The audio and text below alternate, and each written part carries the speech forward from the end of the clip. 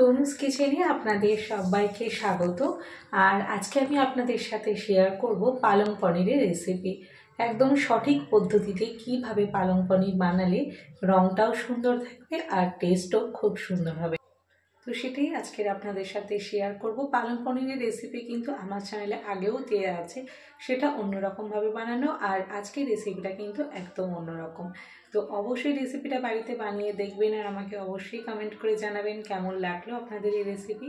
তো চলুন দেখে নেওয়া যাক আমার আজকের রেসিপি। তো দেখতেই পাচ্ছেন এটা দেখতে কতটা ডিলিশিয়াস লাগছে, এটা খেতে কিন্তু অপূর্ব লাগে। রুটি, লুচি, নান যে কোনো কিছুর সাথে আপনারা এটা সার্ভ করতে পারেন। তো আমি এর জন্য প্রথমে 1 ঘাঁটি মতন পালং শাককে ভালোভাবে গোড়াটাকে কেটে ধুয়ে আমি একটু জলের মধ্যে ভিজিয়ে রেখেছিলাম, যাতে ভালোভাবে পালং শাকটা পরিষ্কার হয়ে যায়।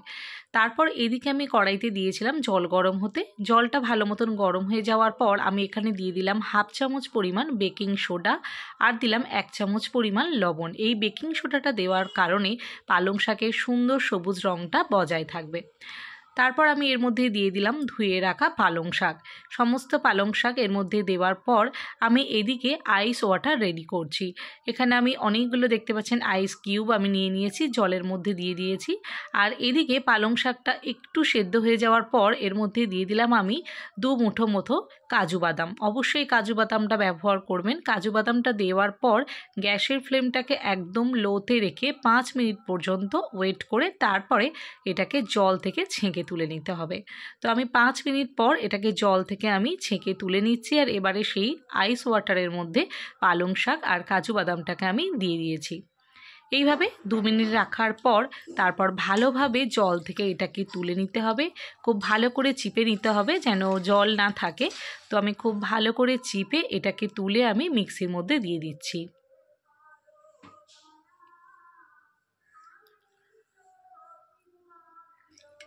মিক্সির মধ্যে দিয়ে দিয়েছি পালং শাক আর কাজু বাদামটা, আর দিয়ে দিলাম 3টে কাঁচা লঙ্কা। এবারে দিয়ে দেব সামান্য পরিমাণে একটু জল, তারপরে এটার একটা স্মুথ পেস্ট বানিয়ে নেব। এদিকে কড়াই বসিয়ে দিয়ে দিয়েছি, আর কড়াইয়ের মধ্যে দিয়ে দিলাম 2 চামচ পরিমাণ সাদা তেল, আর দিয়ে দেব 1 চামচ পরিমাণ ঘি। অবশ্যই ঘিটা ব্যবহার করতে হবে। ভালো মতন গরম হয়ে গেলে এর মধ্যে দিয়ে দিতে হবে বড় চামচের 1.5 চামচ পরিমাণ গোটা জিরে। এই গোটা জিরেটা দেওয়ার কারণে কিন্তু খুব সুন্দর একটা গন্ধ হবে। আর তার সাথে দিয়ে দিতে হবে বড় চামচের 2 চামচ পরিমাণ কুচানো রসুন। তো দেখতেই পাচ্ছেন একদম ছোট ছোট করে রসুনগুলোকে কুচিয়ে নিয়েছি। তো এটাকে আমি বড় চামচের 2 চামচ মতন দিয়েছি। এটাকে 5 মিনিট লো ফ্লেমে নাড়াচাড়া করার পর এর মধ্যে দিয়ে দিতে হবে আদা বাটা বড় চামচের 1 চামচ পরিমাণ, আর দিয়ে দিতে হবে 1/2 চামচ পরিমাণ হিং। এই আদা বাটা আর হিংটা ভালোভাবে একটু নাড়াচাড়া করে নিতে হবে। 7-8 মিনিটের জন্য এটাকে লো ফ্লেমে ভালোভাবে নাড়াচাড়া করে নিতে হবে। তারপর এর মধ্যে দিয়ে দিতে হবে পেঁয়াজ কুচি। আমি এখানে একটা বড় সাইজের পেঁয়াজকে কুচি করে রেখেছিলাম, তো সেটা এর মধ্যে দিয়ে দিলাম।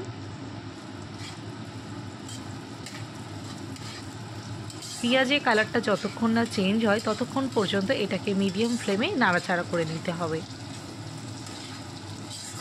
পেঁয়াজের কালারটা যখনই দেখবেন এরকম চেঞ্জ হয়ে এসছে তখন এর মধ্যে দিয়ে দিতে হবে হলুদ গুঁড়ো। আমি এখানে 1/2 চামচ পরিমাণ হলুদ গুঁড়ো দিলাম, আর দিলাম লবণ স্বাদ অনুসারে, লবণটা আরেকটু দিলাম। আর দিয়ে দিতে হবে জিরে গুঁড়ো 1 চামচ পরিমাণ, আর ধনে গুঁড়ো 1.5 চামচ পরিমাণ। ধনে গুঁড়োটা একটু বেশি দিতে হবে জিরে গুঁড়োর থেকে। এবার সব কিছু দেওয়ার পর গ্যাসের ফ্লেমটাকে লো টু মিডিয়ামে রেখে ভালোভাবে কষিয়ে নিতে হবে। ওই 5-7 মিনিট মতন কষিয়ে নিতে হবে গ্যাসের ফ্লেমটাকে লোতে রেখে। তারপর এর মধ্যে দিয়ে দিতে হবে টমেটো কুচি। আমি এখানে একটা বড় সাইজের টমেটোকে এইভাবে কুচি করে রেখেছিলাম। টমেটোটাকে দেওয়ার পরেও খুব ভালোভাবে নাড়াচাড়া করে নিতে হবে। এই সময় একটু ঢাকা দিয়ে দেবেন লো ফ্লেমে, তাহলে টমেটোটা খুব সুন্দরভাবে গলে যাবে। তো আমি ঢাকনাটা এবার খুলবো। ঢাকনাটা খোলার পরে টমেটোটা কিন্তু খুব ভালোভাবে গলে যাবে। আর এদিকে দেখতে পাচ্ছেন পালং শাকের পেস্ট কিন্তু সুন্দরভাবে রেডি, আর কত সুন্দর সবুজ রং হয়েছে। তো দেখতে পাচ্ছেন টমেটোগুলো কিন্তু বেশ মোটামুটি গলে গেছে। এবারে এর মধ্যে দিয়ে দেব এই পালং শাকের পেস্ট, পালং শাক আর কাজু বাদাম আর কাঁচা লঙ্কার পেস্ট। দেখতে পাচ্ছেন কতটা সুন্দর রংটা এখানে বজায় আছে, একদম ডিপ যে সুন্দর গ্রিন কালার সেটা কিন্তু একদম বজায় আছে। তো এর জন্য কিন্তু অবশ্যই আপনাদেরকে একটু বেকিং সোডা ব্যবহার করতে হবে, আর ওই আইস ওয়াটারের মধ্যে কিন্তু এটাকে 2 মিনিট রেখে তারপর নিয়ে নিতে হবে মিক্সির মধ্যে। যাই হোক, তারপরে এটাকে একটু আমি 7-8 মিনিটের মতন একটু ভালোভাবে কষিয়ে নিচ্ছি গ্যাসের ফ্লেমটাকে লোতে রেখে। তারপরে এর মধ্যে দিয়ে দিতে হবে মিক্সি ধোয়া জল, ওই 1/2 কাপের মতন একটু জল দিলাম। মিক্সির মধ্যে তো অনেকটা বাটা লেগে থাকে, তো সেটা ধুয়ে আমি ওই 1/2 কাপের মতো জল দিয়ে দিলাম।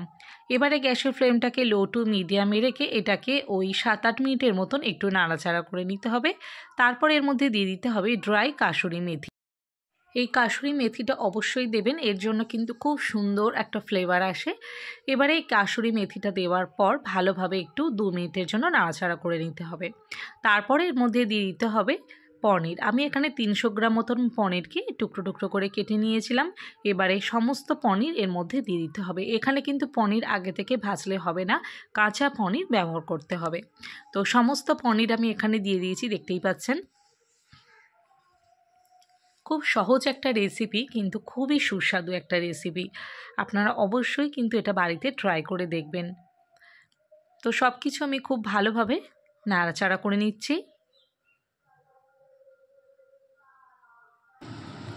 এবারে এর মধ্যে দিয়ে দিলাম সামান্য পরিমাণে একটু চিনি, মানে 1/2 চামচেরও কম চিনি। চিনিটা দিলে কিন্তু স্বাদটা খুব সুন্দর হবে।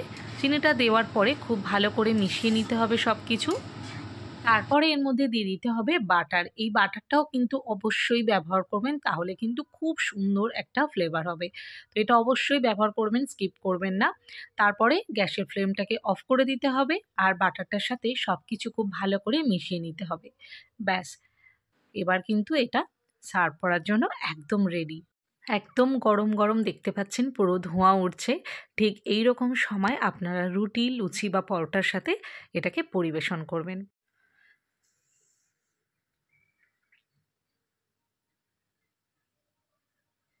রেসিপিটা ভালো লাগলে অবশ্যই নিজেদের বন্ধু বান্ধব এবং আত্মীয় স্বজনদের মধ্যে শেয়ার করে দেবেন।